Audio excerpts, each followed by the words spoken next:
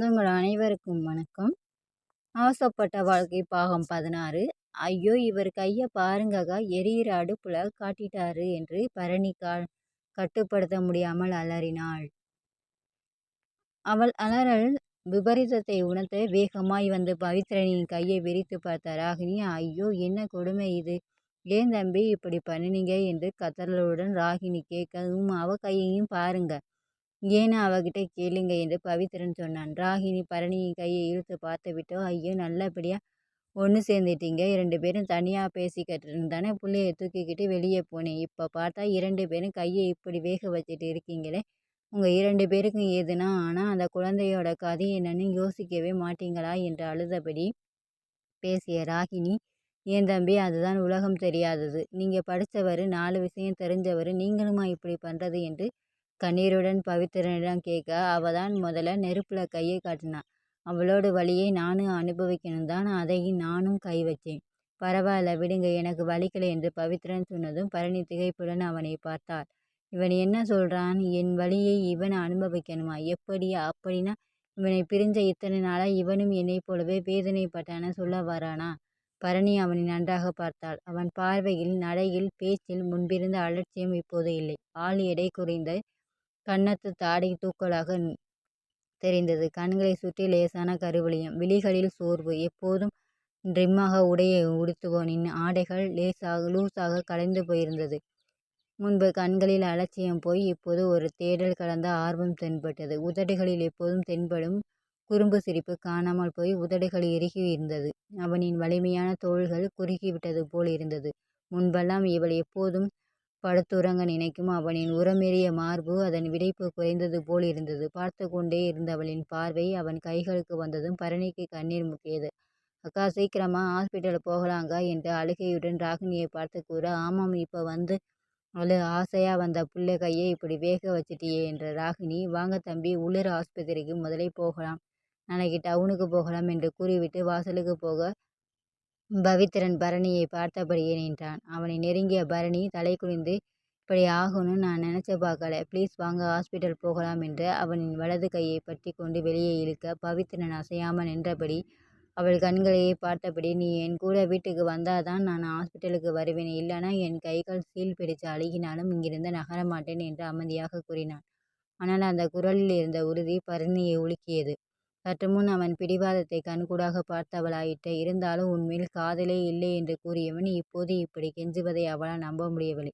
நாளைக்கே நான் செத்துட்டா என்ன பண்ணுவேன் என்று கூறி தன்னை ஏமாத்திய நடிகனா, இல்லை இப்போது கையில் நெருப்பை வைத்து கொண்டு வெந்து துவண்டு நிற்கும் இவன் நடிகனா? எது எப்படியோ இரண்டுமே மிரட்டல்தான். பரணிக்கு மண்டை குழம்பியது.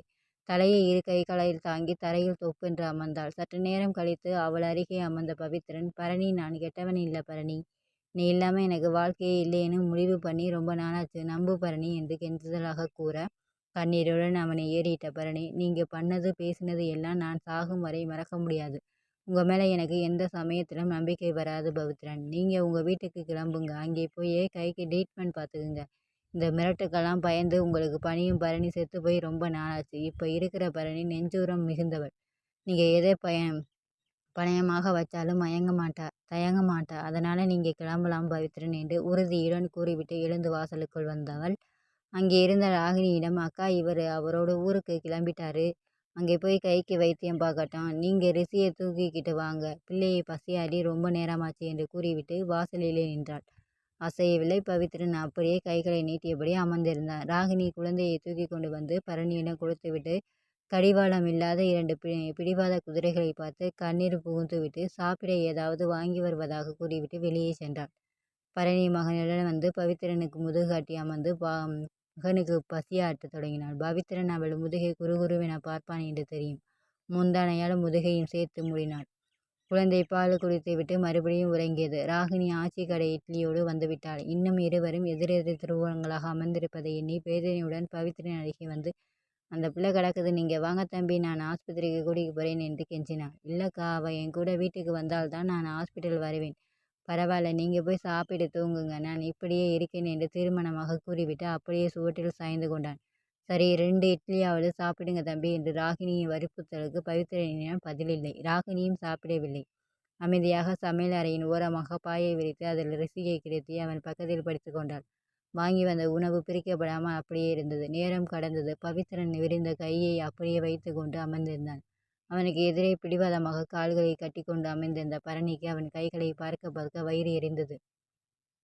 எத்தனை வலுவான கைகள் இப்படி சிதைந்து போச்சே என்று கலங்கினான். நேரம் ஆக ஆக பவித்ரனின் கண்கள் சொருகியது. வலியின் வேதனை அவன் முகத்தில் தெரிந்தது. பவித்ரனின் முகத்தை பார்த்து பரணியின் வைராக்கிய கோட்டை மெல்ல மெல்ல சரிய ஆரம்பித்தது. பவித்ரனை பசியும் வாட்டுகிறதோ என்று கலங்கினாள். ஒரு கட்டத்தில் அவளது வைராக்கியத்தை காதல் பொடியாக்க வேகமாக எழுந்து தட்டில் இட்லியை வைத்து சட்டினியை ஊற்றி எடுத்துக்கொண்டு பவித்ரன் அருகே வந்து இட்லியை பிய்த்து சட்டினியில் தொட்டு அவன் வாயருகே எடுத்து சென்று முதல்ல சாப்பிடு, ஹாஸ்பிட்டல் வாங்க, அதுக்கப்புறம் நான் உங்கள் கூட வீட்டுக்கு வாரேன். ஆனால் அதுக்கு முன்னாடி எனக்கு உங்கள் கூட நிறைய பேசணும் என்று கூறிவிட்டு அவன் வாயில் இட்லியை வைக்க சரி என்று தலையசைத்து இட்லியை வாங்கியவன் அதை விழுங்கிவிட்டு கலங்கிய கண்ணீர் விட்டு கண்களுடன், கை ரொம்ப எரியுது பரணி, என்னால் வலி தாங்க முடியல பரணி என்று பரிதாபமாக கூற அவ்வளவுதான். கையில் இருந்த தட்டை தரையில் வீசிவிட்டு அவனை இழுத்து அணைத்து ஐயோ பவித்ரன் என்று கதறினாள் பரணி. பவித்ரன் அணைத்து கொண்டு விட்ட கண்ணீர் பவித்ரனின் சட்டையை நனைத்து அவன் நெஞ்சை ஈரமாக்கியது. அவள் விரல்கள் அவன் முகத்தை வருடி வடிய அடையாளம் காண முயன்றன. முன்பு இருந்தவனுக்கும் இப்போது இருந்தவனுக்கு நிறைய வித்தியாசம். பவித்ரனின் தாடை எலும்புகள் தூக்கி தெரிய பரணி அதை வருடிவிட்டு நெஞ்சில் இருந்த முகத்தை நிமித்தி ஏன் இப்படி இழைச்சி போயிருக்கீங்க என்று கவலையுடன் கேட்க, உன்னை பார்க்காமல் தான் பரணி என்று பட்டென்று பதில் வந்தது பவித்ரனிடத்தில்.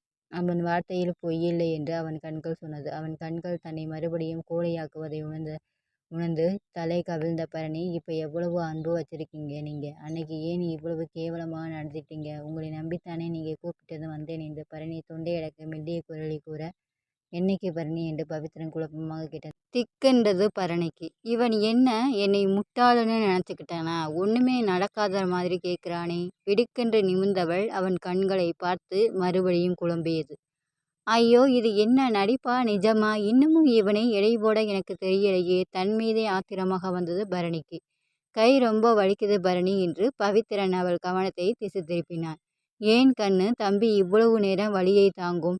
முதல்ல ஆஸ்பத்திரிக்கு கூட்டிகிட்டு போயிட்டு வந்து இங்கென விடிய விடிய பேசுங்களேன் என்று ராகினி அதட்டியதும் பரணி எழுந்து கொண்டு சரி வாங்க போகலாம் என்று பவித்ரனை அழைத்து விட்டு சமையலறை பக்கம் திரும்பி, அக்கா ரிஷியை பார்த்துக்குங்க, நான் ஆஸ்பத்திரிக்கு கூட்டி போயிட்டு வாரேன் என்று கூறிவிட்டு கதவை திறந்து கொண்டு பரணி வெளியேற பவித்ரன் அவன் பின்னாலேயே வந்தான். ஒரு தெரு தாண்டி அடுத்த தெருவின் கடைசியில் பள்ளிக்கூடம் அருகில் இருந்தது ஆரம்ப சுகாதார நிலையம். பரணி பவித்ரனை விட்டு விலகி நடக்க முயன்றாலும் பவித்ரன் முடிந்தவரை அவளையே ஒட்டி நடந்தான். தொடரும். உங்களுக்கு இந்த வீடியோ பிடிச்சிருந்தா லைக் பண்ணுங்கள், ஷேர் பண்ணுங்கள், சப்ஸ்கிரைப் பண்ணுங்கள். தேங்க்ஸ் ஃபார் வாட்சிங்.